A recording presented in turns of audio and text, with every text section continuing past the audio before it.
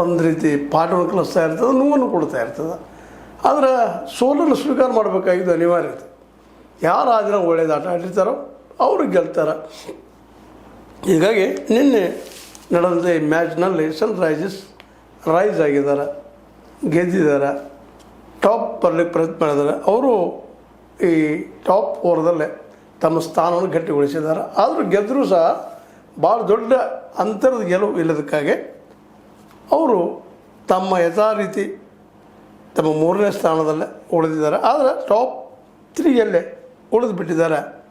ಇನ್ನೇನಿದ್ರು ಈಗ ನಡೆಯುವಂಥ ಮ್ಯಾಚ್ 14-14 ಆಗಿದ್ದಾವೆ. ಸ್ವತಂತ್ರವಾದ ಮೀಡಿಯಾಗೆ ಬೇಕಾಗಿರುವುದು ಸ್ವತಂತ್ರ ಧ್ವನಿ. ಆ ಸ್ವತಂತ್ರ ಧ್ವನಿ ಉಳಿಸಲು ನೀವು ಮಾಡಬೇಕಾದದ್ದು ಇಷ್ಟೇ. ಅದೇನಪ್ಪಾ ಅಂತಂತಂದ್ರೆ ನಿಮ್ಮ ಕೈಲಾದಷ್ಟು ಸಹಾಯ ಈ ಚಾನಲ್ಗೆ ಮಾಡಿ ಹಾಗೂ ನಿಮ್ಮ ಧ್ವನಿಯನ್ನು ಕಾಪಾಡಿಕೊಳ್ಳಿ. ಇನ್ನು ಮುಂದೆ ನಡೆದು ಫೈನಲ್ 4ರ ಮಧ್ಯದಲ್ಲಿ ಅಲ್ಲಿ ಟಾಪ್ RCB ಇರೋದ್ರಿಂದ ಒಂದು ಸ್ವಲ್ಪ ಅವಕಾಶಗಳು ಚೆನ್ನಾಗಿದ್ದಾವೆ. ಅವ್ರಿಗೆ ಒಂದು ಸೋತರು ಸಹಿತ ಇನ್ನೊಂದು ಅವಕಾಶ ಇರ್ತದೆ, ಉಳಿದವ್ರಿಗೆ ಅದಿಲ್ಲ ಅನ್ನುವಂಥದ್ದು.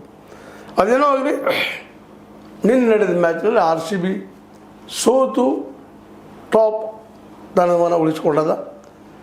ಅದೇ ಕಾಲಕ್ಕೆ SRH ಗೆದ್ದರೂ ಸಹ 3 ನಂಬರ್ದಲ್ಲದ, ಆದರೆ ತನ್ನ ಸ್ಥಾನವನ್ನು ಗಟ್ಟಿ ಮಾಡಿಕೊಂಡದ. ಒಂದು ವೇಳೆ ಸೋತಿದ್ರೆ ತೊಂದರೆ ಇತ್ತು ಅದಕ್ಕೆ ಅನ್ನೋದು ಅಷ್ಟೇ ಗಮನಾರ್ಹ. ಯಾಕಂದರೆ ಈಗ